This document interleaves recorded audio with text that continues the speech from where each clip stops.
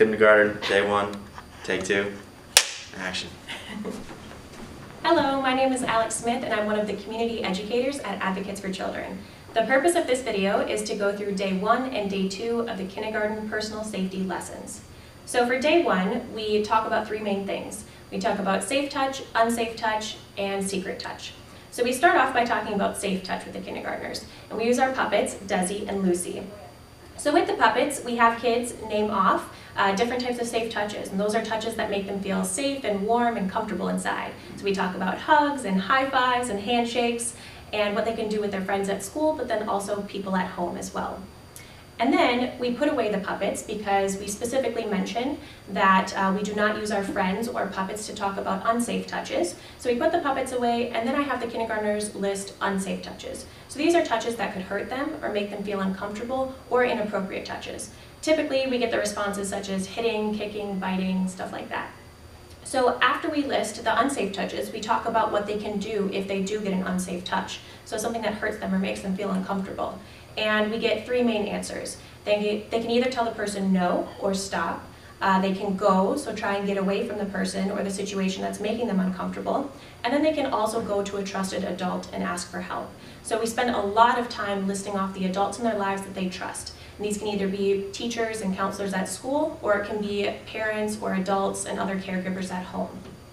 After that, we dive into our book, which is No Means No. And so in this book, the girl, she is the boss of her body, and she knows that she can say no means no to any touch that she doesn't want or that makes her feel uncomfortable.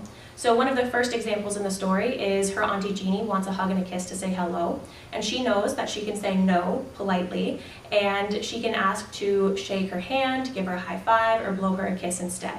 Another example in the book is that she's taking a bath and her parents want to help her dry off after the bath, and it mentions that the girl can take care of her own private parts. And so the only mention of private parts in lesson one is in the story, and we just refer to them as the places on your body that are covered by a swimsuit. So this girl says no, and her parents listen, and she's able to take care of her own body in the story.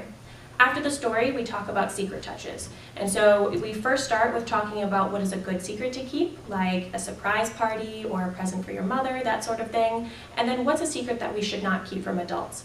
And that has to do with secrets that could hurt people or secrets that are about touches on our body. So the new rule that the kindergartners learn is that they never keep secrets about touches on their body. After that, we sing a song, and the song is called My Body Belongs to Me, and it's a really fun song. It gets the kindergartners moving and dancing and singing, and then I hand out a coloring page to go home. We end the lesson by talking about any questions that the kindergartners have and just about the coloring pages and what they're going to tell their parents at home. And that's what we do on day one.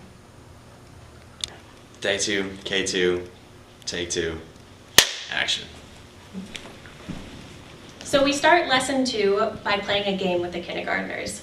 We have a game here where we have a basket full of body parts like knee, elbow, fingers, toes, chin, that sort of thing. So we draw two body parts out at once, and they have to see whether they can touch their knee to their head. And so it's a really fun game. It gets the kindergartners moving around.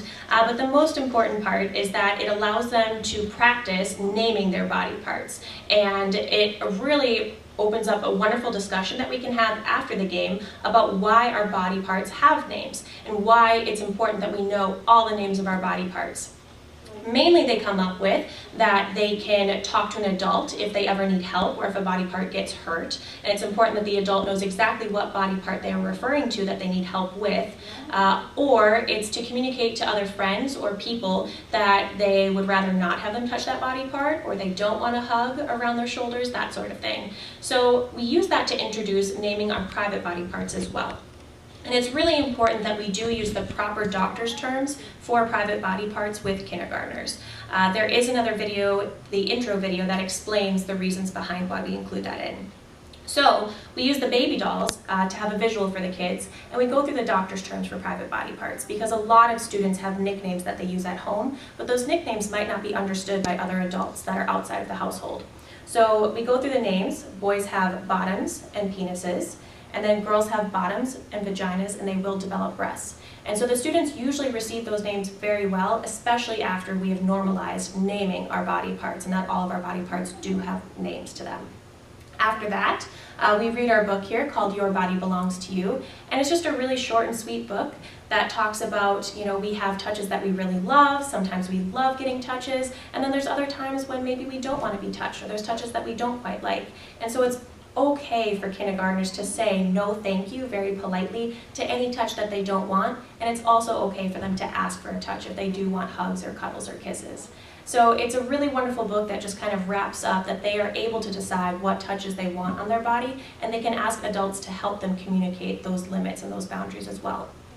And then we go and we finish with our songs. So we revisit the My Body Belongs to Me song, and then we also learn a new song, which is to the tune of If You're Happy and You Know It, Clap Your Hands. The kindergartners really love, again, dancing around, singing, and getting to have some fun with their friends about safe touches and safe ways that they can decide what touches are okay on their body. And then I also send them home with another coloring page for the day, and we wrap up with any questions that they might have.